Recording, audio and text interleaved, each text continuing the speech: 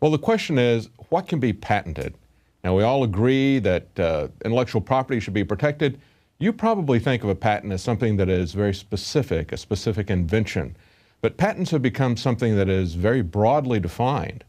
If you look at interface patents, for example, you'll find that there are patents for playing a video on a browser window, something that general without any specifics to it. Now, this has come recently to affect all of our health, not just the gadgets that we buy. And there's a Supreme Court decision. We have a plaintiff with us that was in that decision that determined whether or not our human genes could be patented. And joining us in the studio today is Janae Gerard. Janae, welcome. Thank you. I appreciate it. Well, thank you. We appreciate you taking this all the way to the Supreme Court. That's not an easy fight. I mean, you had cancer and you had to go through that, and then you had to go through fighting the legal system. Tell us a little bit about how you got involved in this, and tell us your story about how this testing made a difference in your cancer situation. Well, basically, I was originally diagnosed at age 36 in 2006. And at that time, I got the diagnosis, and so they kind of rush you in to figure out what your next steps are. And after getting my diagnosis, I had to meet with the oncologist. And the oncologist basically said, we'd like to determine whether or not you're predisposed for the breast cancer gene, either the BRCA1 or BRCA2 gene. And I said, well, how do you do that? And they said, well, there's one company that runs the test, and we take a blood sample and we send it in, and then we can determine that. The reason that that was important is because if you're BRCA1 positive, that means that you should consider getting a double mastectomy versus a single. And then if you're BRCA2, that means that you're at a higher chance, a 5 times higher chance of not only getting breast cancer again or reoccurrence, but also ovarian cancer. So I actually tested positive for the BRCA2 gene. So that was in my 30s. I was divorced. It was very disconcerting because I didn't have children, and I was going to have to make some really tough decisions. Right. And so I had gotten second opinions along every step of the way with my treatment, including pathology on my tumor, my surgical decisions. And so I thought it quite natural to get a second opinion on the BRCA test before I made these, major decisions. But they wouldn't let me. Myriad Laboratory wouldn't let me. They wouldn't let me run it again. They wouldn't even run it again? Yeah. Wow. Now, why wouldn't they run it again? Did they give you a reason why they would not do it? No. No reason? No reason. Wow, that's amazing. So you went, what did you decide to do at that point? Well, I decided to go ahead and do the double mastectomy and also to do the oophorectomy, which is ovarian removal. I thought it was the safest thing to reduce my chances of reoccurrence. Cancer runs in my family. So, I had some questions about just the, historically with my family, what that might mean. So I went ahead and made those choices. Now, how did you get involved in the lawsuit? Well, ACLU has a subset called the Women's Rights Project. And so they take on cases that they believe are unconstitutional. So at the time, they started looking for women that represented different facets of a lawsuit against Myriad. So, for example, one, her insurance was not accepted by Myriad. She's a single mom. She couldn't afford it. Another was... Because it's quite expensive. It is $3,600. Wow. Yeah. Wow. So, and they're the only ones allowed to do it. They had patented the test. The gene, exactly, which they wouldn't even let anybody else look at the gene that they had discovered this. Ironically, there are a number of institutions that could run the test, but they would slap them with a cease and desist order, saying it was illegal because they own the patent. Wow, that's amazing. Yeah. So how did you find that out, about their monopoly, essentially, on looking at the gene? When I tried to get my second opinion, I couldn't find any. So then you looked up the ACLU and you found out that they were starting this class action Actually, they found me. Oh, They found me. I was a referral from another patient that knows me really well, and they thought, because of my status, that I would be a good fit for the case. Wow. Now, did it lose at some lower court levels, or did you win all the way through? This is the hard part. It started at the state court, and we actually won in New York. And then it got appealed, and then it went to a federal court where they said that it was legal for Myriad to own the genes. They declared that it wasn't a genetic patent, that it was like a static patent.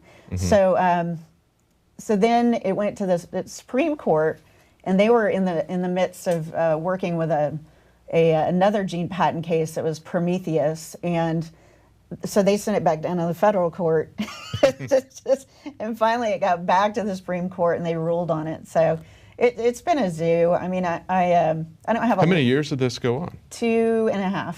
Wow. Yeah. Wow.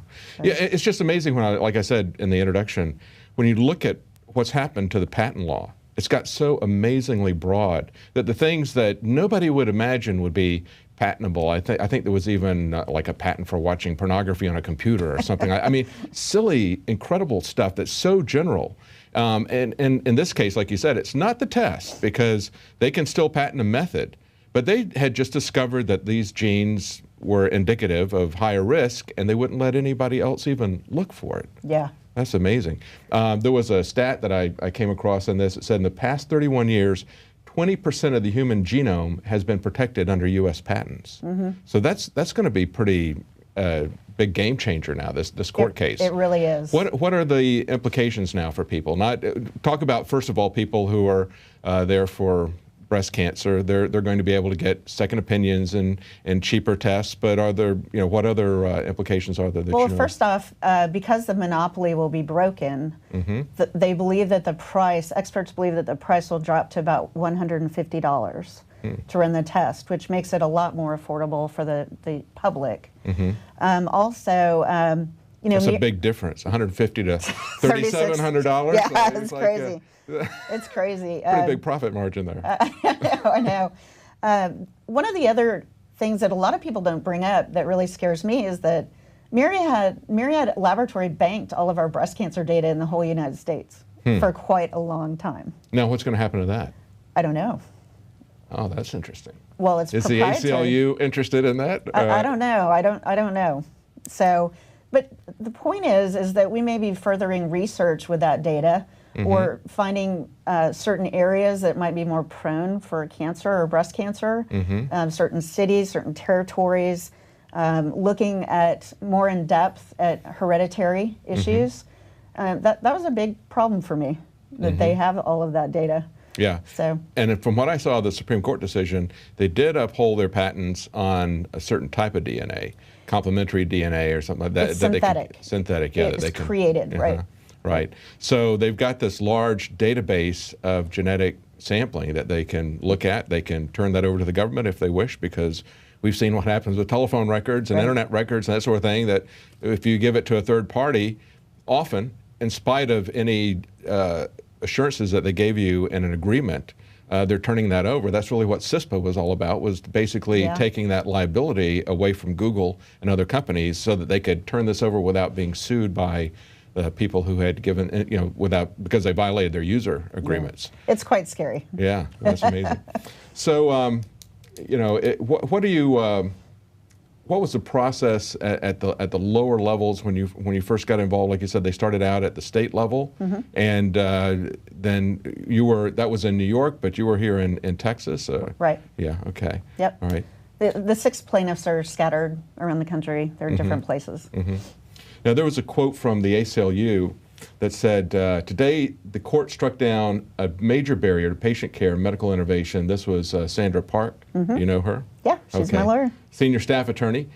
She said, Myriad did not invent the BRCA genes and should not control them. Because of this ruling, patients will have greater access to genetic testing, and scientists can engage in research on these genes without fear of being sued. So it's going to be pretty big, because like I said in the previous quote, there's 20% already had basically been shut off for anybody else doing any kind of testing or evaluation. And now those are going to be opened up for people to do things, and it's got big implications as well for pharmaceutical companies and the types of patents that they have there. And that's a big thing that we're seeing in healthcare costs, is the cost of drugs and then pushing this. I know you were talking about what they did to entice you about the dangers of taking this. Tell us a little bit about that. Yeah, being in the oncology office, they have you watch a video on a DVD. It's required before you actually submit your blood sample. And I didn't quite like it because it was kind of a bullying tactic. It was very dark and scary, and it was very influential to try to get you to make that decision to take the test. Mm-hmm. And I particularly didn't like that because some people will respond to that. Some people, you know, mm-hmm. would just be scared and run it when they weren't even at risk. Well, it's amazing when you look at how much of the television advertising that, you know, the advertisers are, so many of them are pharmaceutical companies, mm-hmm. you know, and it's become, for the longest time, we didn't watch television. We moved to an area where we got no reception of broadcast television. And so for about a 10-year window there, I hardly ever watched we would watch movies, but we wouldn't watch television. When I came back and started watching it, I was absolutely amazed. It was like every other commercial was a drug commercial. That's true. and so it is a very much a, they're pushing this on people. Commercials are very, very effective. And when they have you in a situation where you're scared, you've just been diagnosed with cancer, and then they run this on you so they can make these obscene profits. Mm-hmm. I mean, when you think about this, at $150, other people are making a very good profit to do this test for $150. They were making, we said $3,600, $3,700? They charge $3,600 and they run 100 tests per day. Wow. Mm-hmm. Wow, that's amazing. Yeah. Well, where do you go from here? Is there anything else that you mean the next adventure? What's your next adventure? Well, I actually run a group of 36,000 breast cancer followers in the United States. Mm-hmm. So, you know, within my group, I run a website called Beyond the Booby Trap.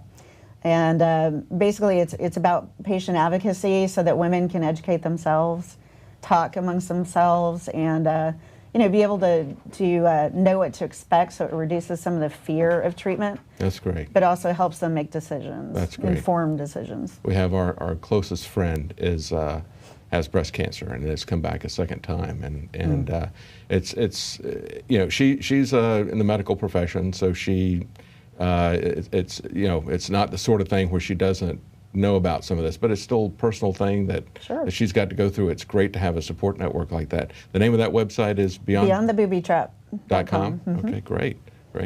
Well, thank you so much for doing this. It's a wonderful thing that you would take this on, especially when you're sick, that you would take on and fight for people's rights, everybody's rights, not just yours, but so many people now are going to be helped by this decision. I really appreciate you doing that. And I know a lot of people are very happy with what you've done. It's going to make a big decision, and a big difference in a lot of people's lives. Well, thank you for that. Thank you. Thank you. Well, that's a very important case, and as Janae pointed out, it was a long process. It took them over 2 years to go through the courts. But you know, the process actually begins with waking people up. It begins with information, with understanding what the government is doing. Who would have thought that companies were allowed to patent your genes and charge exorbitant, greedy prices for these tests that they're performing? So the process of waking up is something that you can help people do with a subscription to Prison Planet TV. Just one subscription will help you share that with up to 10 people at a time, and it also helps to support our media operations here. So go to prisonplanet.tv and sign up for a subscription if you're watching on YouTube. We certainly would appreciate that, and it will help you to wake up other people and inform them. Well, that's it for tonight. We'll be back tomorrow at 7 Central, 8 p.m. Eastern.